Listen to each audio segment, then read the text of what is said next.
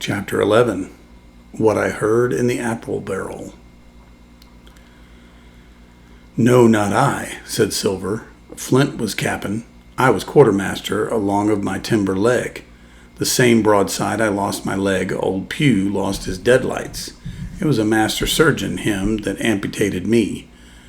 Out of college and all, Latin by the bucket and what not, but he was hanged like a dog and sun-dried like the rest at Coro Castle. That was Robert's men, that was, and come to changing names to their ships, Royal Fortune and so on.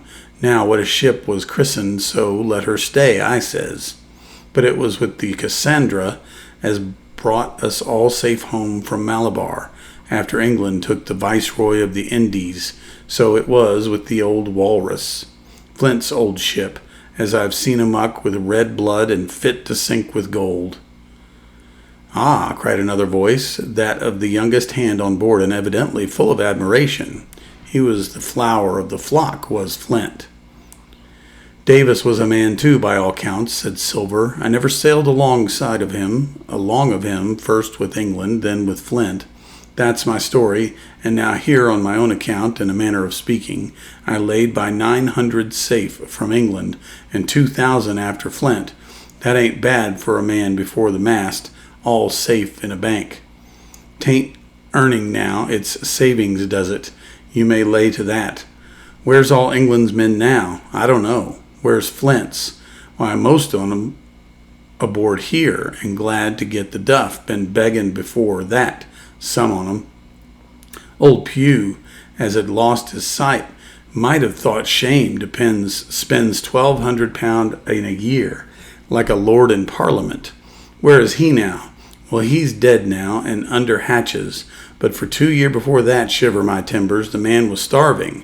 He begged and he stole and he cut throats and starved at that, by the powers."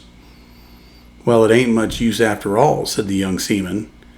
"'Tain't much use for fools, you may lay to it, that or nothing," cried Silver. "But now, you look here, you're young, you are, but you're as smart as paint. I see that when I set my eyes on you, and I'll talk to you like a man." You may imagine how I felt when I heard this abominable old rogue addressing another in the very same words of flattery as he'd used to myself. I think, if I'd been able, that I would have killed him through the barrel. Meantime he ran on, little supposing he was overheard. "Here it is about gentlemen of fortune. They lives rough, and they risks swinging, but they eat and drink like fighting cocks, and when a cruise is done, why, it's hundreds of pounds instead of hundreds of farthings in their pockets.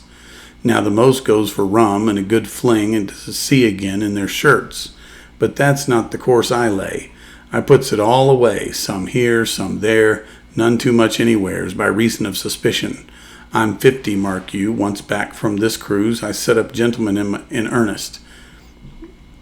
Time enough too, says you. Ah, but I've lived easily in the meantime, never denied myself a nothing heart desires, and slept off and ate dainty all my days but when at sea. And how did I begin? Before the mast, like you." "Well," said the other, "but all the other money's gone now, ain't it? You daren't show face in Bristol after this." "Why, where might you suppose it was?" asked Silver derisively. "At Bristol, in banks and places," answered the companion. "It were," said the cook.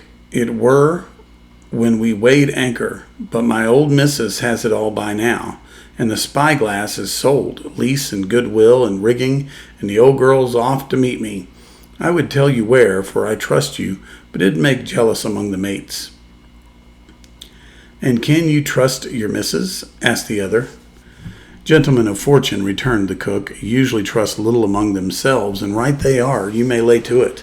But I have a way with me, I have, when a mate brings a slip on his cable, one as knows me, I mean, it won't be in the same world with old John. There was some that was feared of Pugh, and some that was feared of Flint, but Flint his own self was feared of me. Feared he was, and proud. They was the roughest crew afloat, was Flint's, and the devil himself would have feared to go to sea with them. Well, now, I tell you, I'm not a boasting man, and you've seen yourself how easy I keep company, but when I was quartermaster, lambs wasn't the word for Flint's old buccaneers. You may be sure of yourself and old John Ship." "Well, I tell you now," replied the lad, "I didn't half a quarter like the job till I had this talk with you, John, but there's my hand on it now." "And a brave lad you were, and smart too," answered Silver, shaking hands so heartily that all the barrel shook. "And a fine figurehead of a gentleman of fortune I never clapped my eyes on."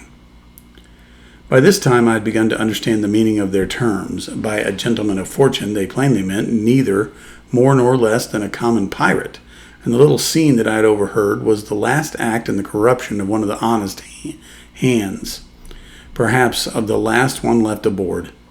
But on this point I was soon to be relieved, for Silver, giving a little whistle, a third man strolled up and sat down by the party. "Dick Square," said Silver. "Oh, I know Dick'd be square," returned the voice of the coxswain, "Israel Hands."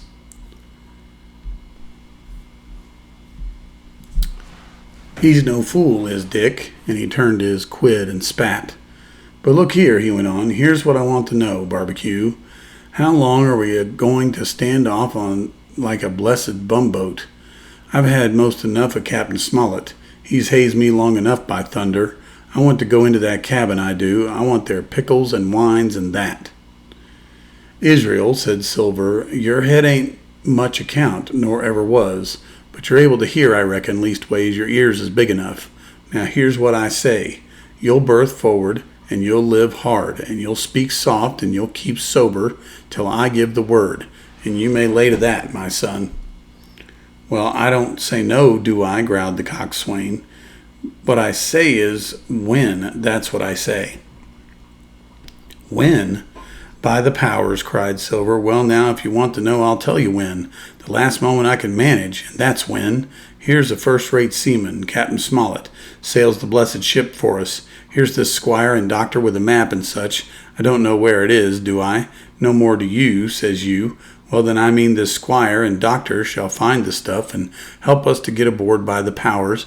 Then we'll see. If I was sure of you all, sons of double Dutchmen, I'd have Captain Smollett navigate us halfway back again before I struck." "Why, we're all seamen aboard here, I should think," said the lad Dick. "We're all forecastle hands, you mean," snapped Silver. "We can steer a course, but who's to set one? That's what all you gentlemen split on first and last. If I had my way, I'd have Captain Smollett work us back into the trades at least. Then we'd have no blessed miscalculations and a spoonful of water a day. But I know the sort you are. I'll finish with them at the island as soon as the Blunt's on board, and pity it is. But you're never happy till you're drunk. Split my sides, I've had a sick heart to sail with the likes of you." "Easy all, Long John," cried Israel. "Who's across of you?" "Why, how many tall ships, think ye now, have I seen laid aboard, and how many brisk lads drying in the sun at Execution Dock," cried Silver, "and all for this same hurry and hurry and hurry. You hear me? I've seen a thing or two at sea, I have. If you would only lay your course and have point to windward, you would ride in carriages, you would. But not you, I know you. You'll have your mouthful of rum tomorrow and go hang." "Everybody knowed you was a kind of a chaplain, John, but there's others that could hand and steer as well as you," said Israel. "They liked a bit of fun, they did. They wasn't so high and dry nohow, but took their fling like jolly companions, every one." "So," says Silver, "well, and where are they now? Pugh was that sort, and he died a beggar man. Flint was, and he died of rum at Savannah, and they was a sweet crew, they was, only where are they?" "But," asked Dick, "when we do lay 'em athwart, what are we to do with 'em anyhow?" "There's the man for me," cried the cook admiringly. "That's what I call business. Well, what would you think? Put 'em ashore like maroons? That would have been England's way. Or cut 'em down like that much pork. That would have been Flint's or Billy Bones's." "Billy was the man for that," said Israel. "Dead men don't bite," says he. Well, he's dead now himself. He knows the long and short on it now, and if ever a rough hand came to port, it was Billy. "Right you are," said Silver, "rough and ready, but mark you here, I'm an easy man. I'm quite the gentleman, says you, but this time it's serious. Duty is duty, mates. I give my vote. Death. When I'm in Parliament and riding on my coach, I don't want none of these sea lawyers in the cabin a comin' home under unlooked for like the devil at prayers. Wait is what I say, but when the time comes, why, let her rip." "John," cries the coxswain, "you're a man." "You'll say so, Israel, when you see," said Silver. "Only one thing I claim. I claim Trelawney. I'll wring his calf's head off his body with these hands, Dick." And he added, breaking off, "You just jump up like a sweet lad and get me an apple to wet my pipe like that." You may fancy the terror I was in. I should have leaped out and run for it if I had found the strength, but my limbs and heart alike misgave me. I heard Dick began to rise, and then someone seemingly stopped him, and the voice of Hans exclaimed, "Oh, stow that. Don't you get sucking off that bilge, John. Let's have a go of the rum." "Dick," said Silver, "I trust you. I've a gauge on the keg, mind. There's a key. You'll fill a pannikin and bring it up." Terrified as I was, I could not help thinking to myself that this must have been how Mr. Arrow got the strong waters that destroyed him. Dick was gone but a little while, and during his absence Israel spoke straight in the cook's ear. It was but a word or two that I could catch, and yet I gathered some important news, for besides other scraps that tended to the same purpose, this whole clause was audible. "Not another man of them'll jine." Hence there was still faithful men on board. When Dick returned, one after another of the trio took the pannikin and drank.